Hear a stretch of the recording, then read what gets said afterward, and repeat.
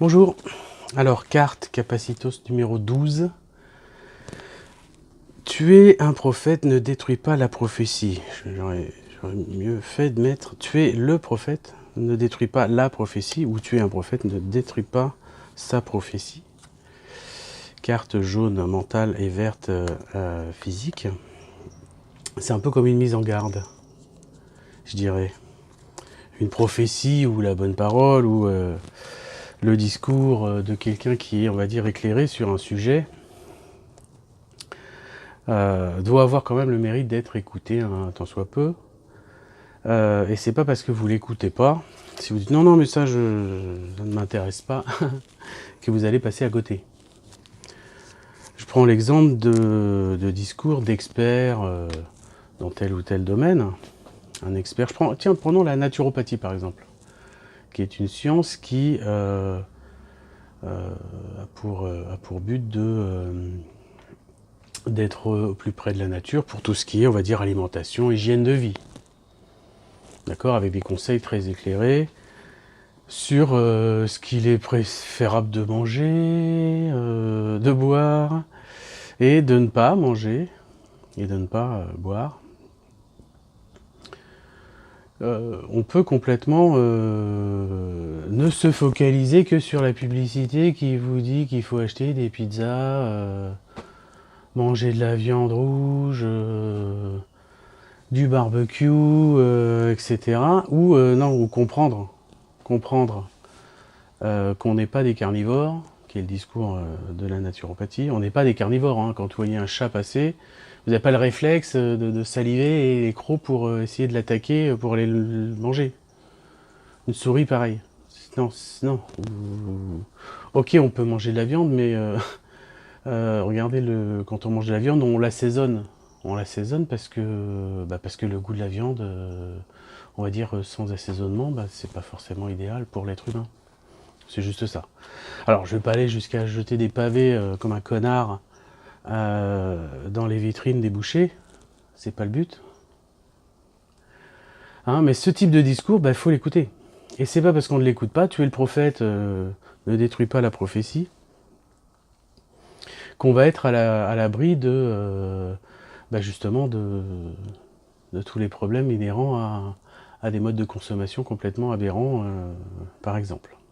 C'est vrai pour moi-même, je suis pas un prophète, mais je vous raconte des trucs, c'est pas parce que vous allez les ignorer que vous allez passer à côté. Non. Hein, on explique souvent dans la loi d'attraction, quand on la compare à la gravité, que la gravité, elle fonctionne tout le temps, même si on ne le veut pas. Hein, on se jette par terre, on va tomber. Hein, c'est pas en ignorant et en ne voulant pas tomber qu'on va éviter de tomber. Donc ça veut dire ayez le regard critique. Ayez le regard critique sur et ayez la curiosité. Tout simplement, si vous n'êtes pas curieux, vous ne pourrez pas forcément avancer vers de nouveaux chemins, enfin prendre de nouveaux chemins, découvrir de nouvelles pistes. Voilà, si vous n'en voyez pas. Alors il y a des gens qui ça peut ne pas du tout intéresser. Je connais des gens, hein. Je connais des gens comme ça, qui veulent pas du tout progresser. Ils veulent pas.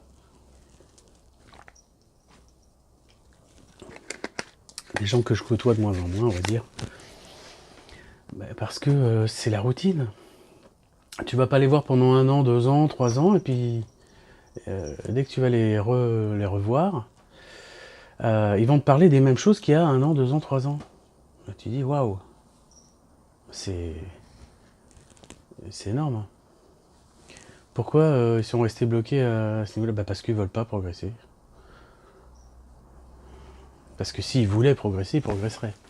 Quand on veut, on peut. C'est là truc qu'il faut écrire, c'est quand on veut, comme on crée ce qu'on veut, si on veut, on avance, on peut le faire.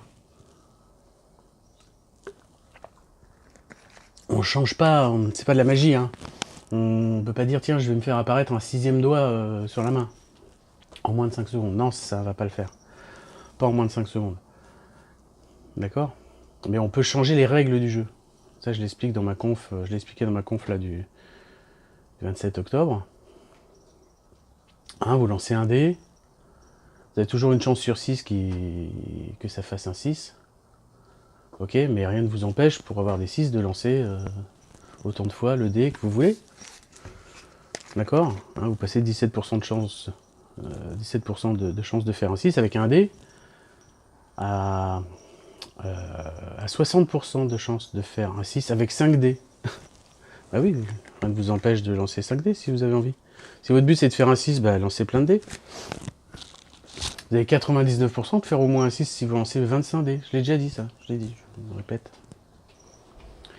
Donc tuer un prophète ne détruit pas la prophétie. Ouvrez les yeux, découvrez de nouvelles choses. J'allais dire sans vous éparpiller, mais rien ne vous empêche de vous éparpiller. Et d'en parler, parlez-en justement. Participez à des cercles de parole, etc. Des cercles d'échange qu'on organise en capacitologie, c'est clair. Pour justement partager vos expériences dans tel ou tel domaine, vos retours d'expérience. Le troisième symbole de la capacitologie, c'est le retour d'expérience.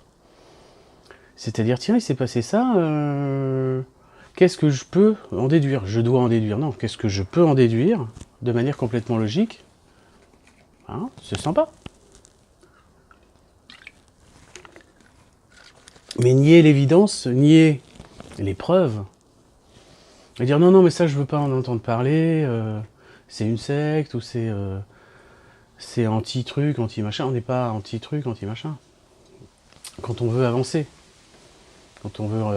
on cherche le savoir. Waouh, le savoir, la connaissance. Qui permet de se forger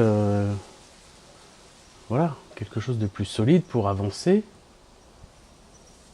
sur le chemin de la vie. Bah oui. Donc voilà, c'était pour vous dire ça, en ce début du mois de novembre, là où il fait encore super chaud. Eh oui. Oui, le chat. C'est le chat. Il est là. Voilà. Donc ça sert à rien de tuer le prophète, parce que des prophètes, il y en a plein, sur le même sujet. D'accord ? Donc nier, être nihiliste, ça sert à rien. Avoir des œillères, ça sert à rien. Il y a une époque où j'étais nihiliste, je croyais vraiment en rien, mais rien. Le pragmatisme le plus absolu, le matérialisme le plus bas. Je dis bas parce que dans les états, il y a le matériel, l'émotionnel, le mental et les spirituels. Le matérialisme, c'est le plus bas, c'est ce qui est plus dense, ce qui est, voilà, c'est la terre, bien profonde, l'argent, le sexe, le matériel, quoi. C'est une chose. Et tous ceux qui avaient tout ce qui n'était pas prouvé déjà par la science, la pauvre science. Évidemment, j'ai une opinion un peu différente maintenant de la science, parce que la science a des limites, voilà. Donc voilà, la science a des limites, on le sait. Des choses qu'on ne peut pas démontrer par la science. Donc tout ce qui reste dans le périmètre de la science est considéré comme viable, et tout ce qui est en dehors, non, c'est pas scientifique. Non, il n'y a pas de... Si vous mettez cette frontière-là, vous serez cloisonné, vous serez voilà, limité à ce que vous appelez la science, à ce qu'on appelle la science. C'est dommage, parce qu'il y a bien d'autres choses au-delà de la science. Ok, bon, je vous souhaite une petite semaine bien sympathique sur ce, et je vous dis à bientôt.